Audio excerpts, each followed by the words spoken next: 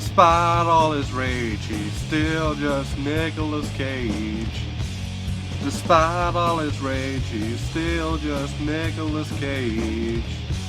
And someone will say his career can never be saved. Despite all his rage, he's still just Nicolas Cage.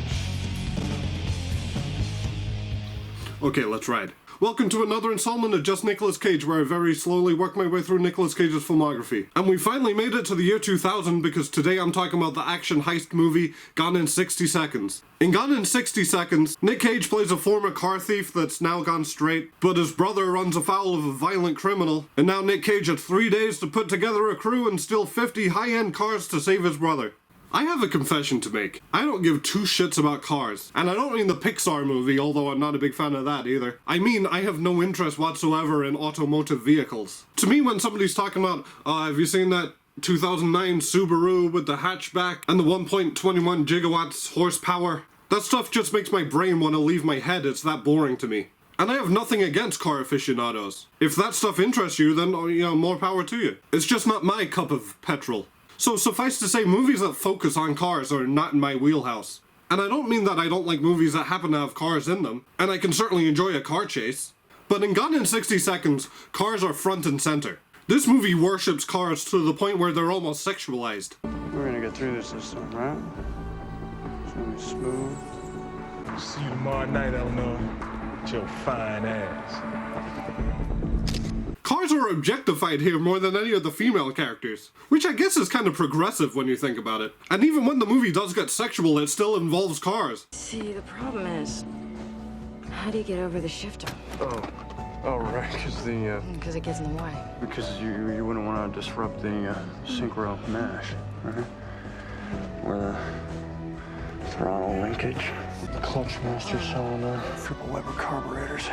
Needless to say, this is a very car-centric movie. In a way, it kind of reminded me of those early Fast and Furious movies. You know, before they jumped the shark and also became entertaining to me. Those early movies felt like they were just made for people to go, ooh, look, it's a modified 1995 Mitsubishi Eclipse. And I know that that car is a Mitsubishi Eclipse, because the plot summary on Wikipedia goes out of its way to mention all the cars involved in Fast and Furious, which only proves my point. These are movies for people who care about stuff like that. And the first Fast and Furious movie and Gone in 60 Seconds are both films from the early 2000s about ragtag thieves that like fast cars, and that's mainly where the similarities end. But what's kind of funny to me is when I think about a Fast and Furious movie and I think about, how does the story wrap up? I picture that the big showdown climax just happened, and then all the characters have a nice post-heist barbecue cookout together. And then Vin Diesel probably monologues about how life is all about family and barbecue and family. I actually think that only the 6th, 8th, and 9th movie actually ends like that. But I just associate Fast and Furious movies with a post-heist cookout. So it's funny to rewatch the first Fast and Furious movie, because it just kind of ends abruptly with Paul Walker just walking down the street. Now look at how Gone in 60 Seconds ends. They're having a post-heist barbecue. In fairness, the first Fast and Furious movie does have a barbecue scene, but it's right in the middle, and you don't want that. You want it at the end. So what I'm trying to say is Gone in 60 Seconds, which came out a year before Fast and Furious, finishes its finale with a family feast that furthermore feels more Fast and Furious-y than the first Fast and Furious film. And then I got thinking, imagine a timeline where instead of Fast and Furious, it was Gone in 60 Seconds that got the whole 10 sequel big franchise movie treatment. You could have 62 Gone in 62 Seconds. In the 6th one, Christopher Eccleston comes back and becomes a good guy. Of course, you got the inevitable spin-off where Timothy Olyphant teams up with Vinnie Jones. Alright, I've been talking about Fast and Furious for way too long and it really has nothing to do with anything. The more fitting movie to compare Gone in 60 Seconds to is the 1974 film Gone in 60 Seconds, which the Nick Cage movie is a remake of. The original Gone in 60 Seconds was directed, produced, and stars a guy named H.B. Halicki, also known as the Car Crash King. That's him lighting a match on the wall like a badass. As far as I can tell, he had no experience in filmmaking. I think he just owned a junkyard, and that's how he could source all the cars in the movie. The cast mainly stars his family and friends who weren't professional actors, and he invested over $100,000 of his own money into the project, which was most of the budget. So it's very much an independent, low-budget film, and it needs to be evaluated as such. And even then, it's not a particularly great film. It's mostly quite dull, the plot is paper thin, and there's practically no characterization to any of the characters. I mean, an early clue that this movie has an emphasis on the cars over the acting is when the sole credit in the opening credits is the car. and nobody else is listed. That's actually pretty funny, but it also really tells you that this is a movie where cars come first and actors come second. And the acting is not great. Adrian, I worry about you and Eugene. You're always fighting. Do me a favor and let's not talk about him. Just make sure he's on that plane tomorrow, okay? Hey, I saw the nicest house. Can we go look at it when we get back? Oh, boy. Come on, you know I love you. Besides that, it was always Papa's dream that we get married someday. I know. And there's also parts where I couldn't even see what was going on because it was so dark. But there's two main things that I got out of this movie. Firstly, I love looking at those 70s sideburns. I mean, look at those things. But the real standout to the movie is the 40-minute long chase sequence that comprises of the whole second half of the film. And once you see it, you go, okay, this is why this movie is remembered. Because it's genuinely very impressive. And it's mainly impressive because it's all real. There's no CGI and over 90 cars were destroyed in the making of it. That crazy crash into the pole just there wasn't even meant to happen. NHB was knocked unconscious and the first thing he said when he woke up was, "Did we get coverage?" And then you have the money shot of the whole film, where a car reaches the height of 30 feet and travels 128 feet through the air. It's a very cool shot, and H.B. Halicki suffered a compressed spine from the land. The independent, gritty rawness quality to the movie is certainly cool, especially when you read the behind-the-scenes stuff, like the fact that they filmed on Sundays because the officer in charge of enforcing filming permits for LA County didn't work on Sundays, and that the train wreck you see at the start of the movie wasn't in the script. An actual train had derailed and they just filmed it.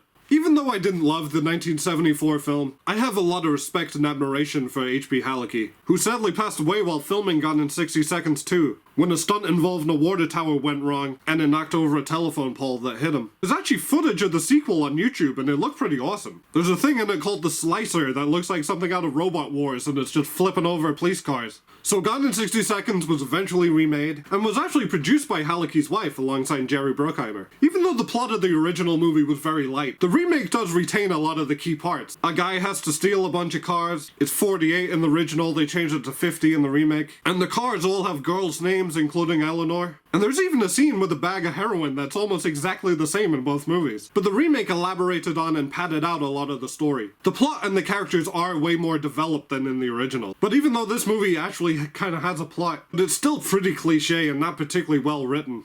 Look like a little ghetto smurf. The remake really doubles down on the heist element from the original. You've got all the tropes of a heist. The guy who's putting the heist together, visiting all his old friends and getting them out of retirement, you son of a bitch, I'm in. And you got the little vignettes establishing the recruits. And as cliche as it is, the heist element, particularly the setup, is probably the most fun element of this film. Because I found a lot of the rest of this movie to be pretty underwhelming.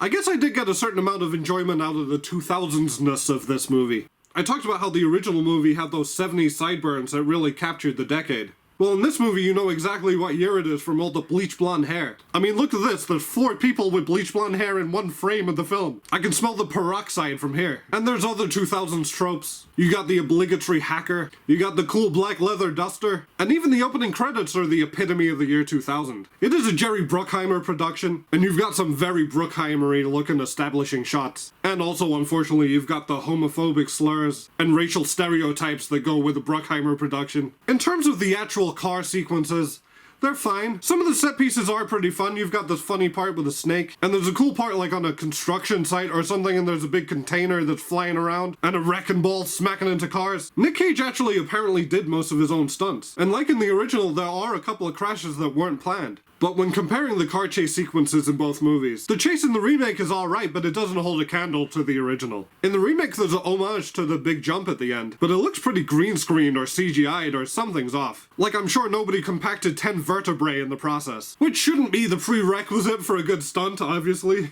It's just that I watched the two movies back to back, and when you're comparing the rawness of the 70s movie to the quick cuts and the staged portions of the remake, there's no question about which is cooler. So let's get into the actors and characters of the movie, starting with Nicolas Cage's Memphis Reigns, which by the way has to be in the top 5 list for best names of a Nicolas Cage character. Nick Cage is solid here. It's not a particularly demanding role, but he's entertaining, and he's probably the only actor that's utilized correctly, because they do give him a lot of fun moments.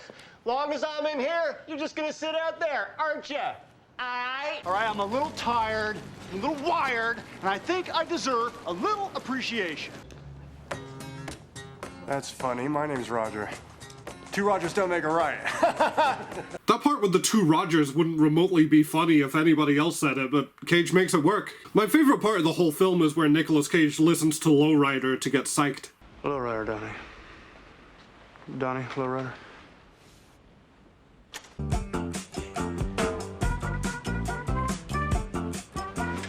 Okay, let's ride. I love that once he hears the trumpet part, he's ready to go.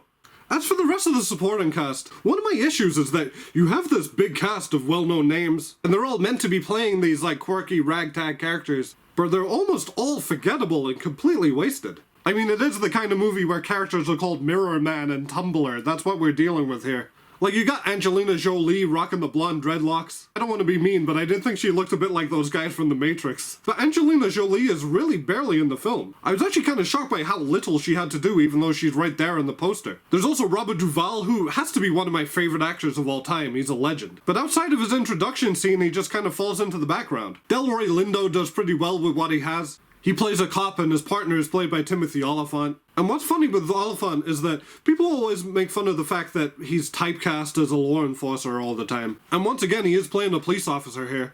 But it is actually a change of pace for usual, because for once Timothy Olyphant is playing a guy devoid of any charisma or likability. Time you get out, asshole, there won't even be cars.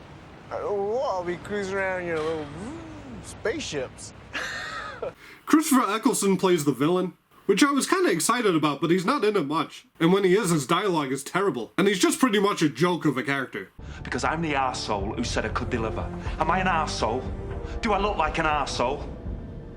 Yeah. Honestly, the only side character that I thought kind of worked was Vinnie Jones, which is probably not a good thing in a movie with all these heavy hitter actors. Vinnie Jones plays a mute coroner called Sphinx, and he's pretty badass. Also, the filmmakers made a smart decision to only give Vinnie Jones one line in the film, because that way we barely have to hear Vinnie Jones' acting. Maybe that's why I thought he was so good in this. I know that's kind of a mean thing to say, but I saw an interview with him where he said that on the set of the film, Nick Cage would like hold court and tell these stories and everybody would laugh. And Vinnie Jones said he would just walk away and start doing push-ups. And he said if this geezer was in a pub in London, he'd get chewed out. Which to me just kind of makes Vinnie Jones sound like a dick. But like I said, I got a kick out of his character here. He had a gimmick and they used it just the right way. So overall, this movie is pretty mediocre. I mean, the fact that I talked about the barbecue scenes in the Fast and Furious movies for a couple of minutes should probably tell you that I don't have much to say about it. It's overly long, and it's also very corny and cliche and not in the fun way. There's pieces to it I liked. Some of the elements of the heist were enjoyable, and Nick Cage was entertaining at times. And it's not terrible by any means. Like I said at the start, I have no interest in cars, so I'm probably not the target audience here. If you know or care about what a 1967 Shelby GT500 is, then you will probably get more out of this movie than I did. But to me, it just felt like a hollow, forgettable product of the year 2000 that probably should be kept in the past. Leave it locked up in the garage. I do recommend the 70s movie though, just for the guerrilla filmmaking aspect of it. And even then, if you're watching that movie, skip the first 55 minutes. So the next movie Nicolas Cage was in was The Family Man. So until next time guys, thanks for watching.